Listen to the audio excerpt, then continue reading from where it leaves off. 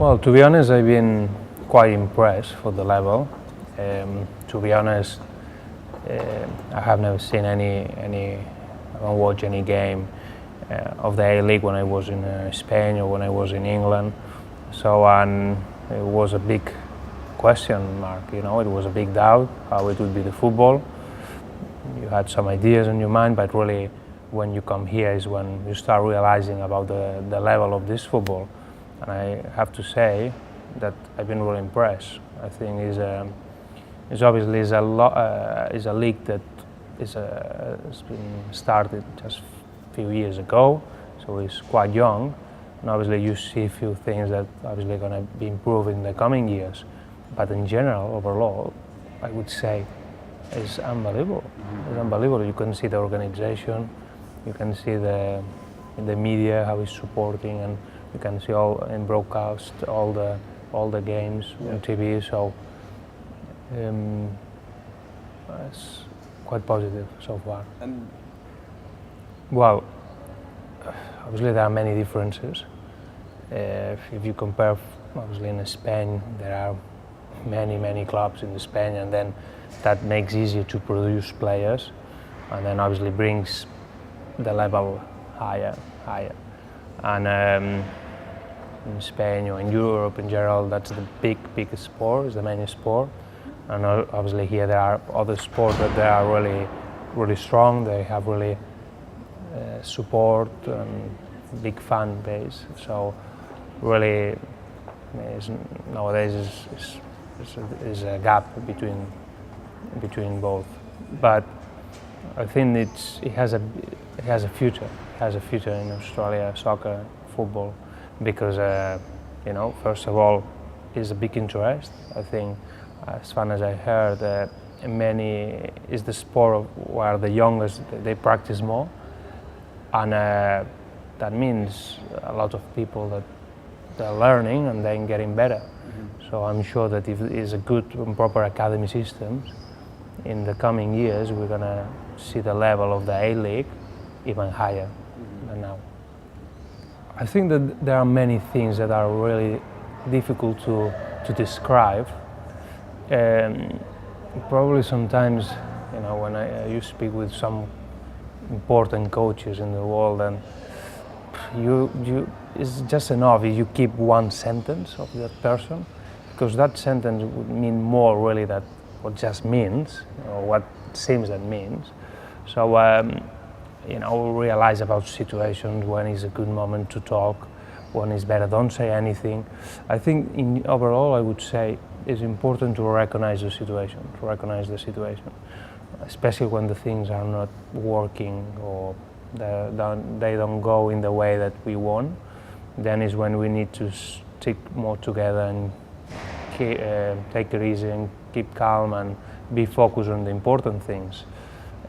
So often you see bad reactions from coaches or players or fans, and we need to keep the feet on the ground and keep thinking, that was a bad game, yeah, fair enough, but there are more games that will come and we need to be focused on the next one. And that's the way how football works. Basically, even when you are winning, you need to analyze what's happening with your group of players, with your team, and what you can make and what can you improve, even when you're winning. Obviously, when you're losing, even more, because that tells you that the things are not smooth and they are not good enough. But always you have to analyze and try to be objective as possible. As I said before, sometimes we will let ourselves go into one direction just because we heard that from the media, because we heard that from someone else, and we need to analyze the things properly and then try to work in that way, in the way that we believe that we're gonna change and we're gonna turn the things around, and that's the only way. Of course, this year, as far as I know, almost half of the squad has been changed, or half of the squad. Basically, many players are new to the Melbourne Heart, so that obviously takes time to this adaptation to obviously understand the head coach ideas, and it's not easy. It's not just one day and then everybody knows and everything works perfect. So it takes time, and I'm sure that the players are committed and they are knowledgeable of what we want to do. And as John said many times, we are in the, even sometimes it's difficult to believe for the bad results, but we are definitely in the good track. I think it's important to say to the players that not everything that we're doing is wrong, because that's as we said before, is sometimes we think, well, everything is a big disaster, and if you see properly all the performance, all the games that we play, you're going to see that in some games we were on top of them and we create chances, we were strong defensively. So if we done it once, why we're not going to do it in the future? Obviously we've been unlucky with the injured players, but I'm sure that in the future we're going to get back that luck that we missed in the beginning, and players will do the things that they've been successful in the beginning, that they've been doing right in the beginning, and obviously we're going to improve the ones that didn't work. Well, as you see different styles, I think it's important to keep yourself calm and I would say relax. At least show that to the players and the people around you.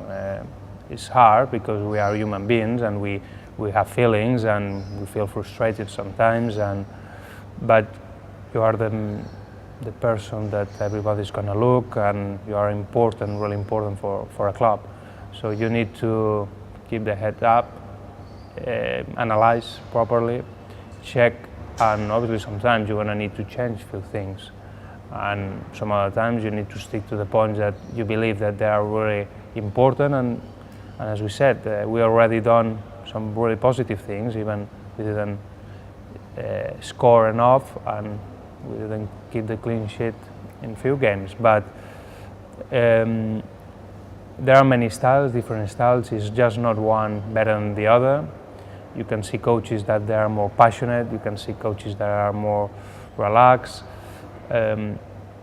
Rafa was a really good coach in terms of organization, in terms of analyzing, and he's a good example in that sense. In the end, it's people, and it's the same people in one country and the other, so everybody wants to win, and if you don't win, the things obviously doesn't look good, and the things get quite tough, and we're struggling. Simple like that. Wherever you are, doesn't matter if you are in England, if you are in Spain, or you are in Australia.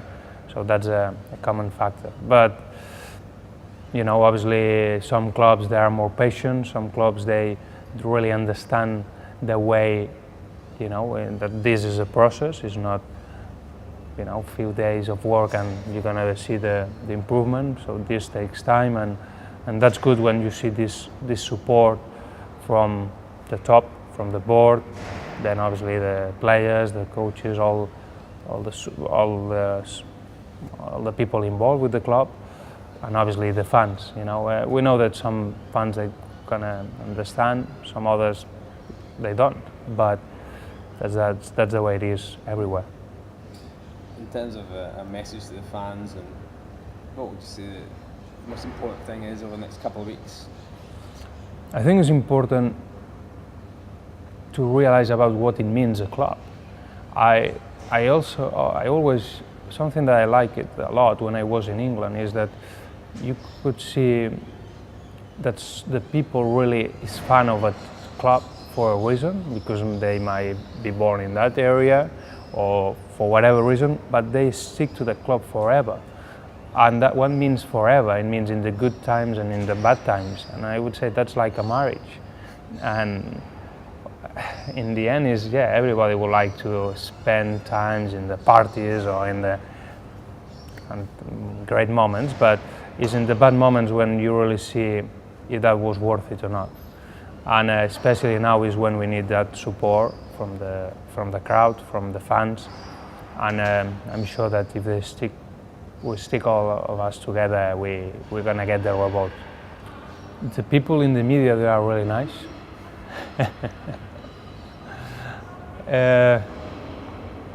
Be sure you put this in the beginning. But there are many differences, like about the clubs and about the structure. Obviously, Melbourne Heart, is a young club, but it doesn't mean that they are doing the things in the wrong way at all. No, as I said in the beginning of this interview, I've been surprised.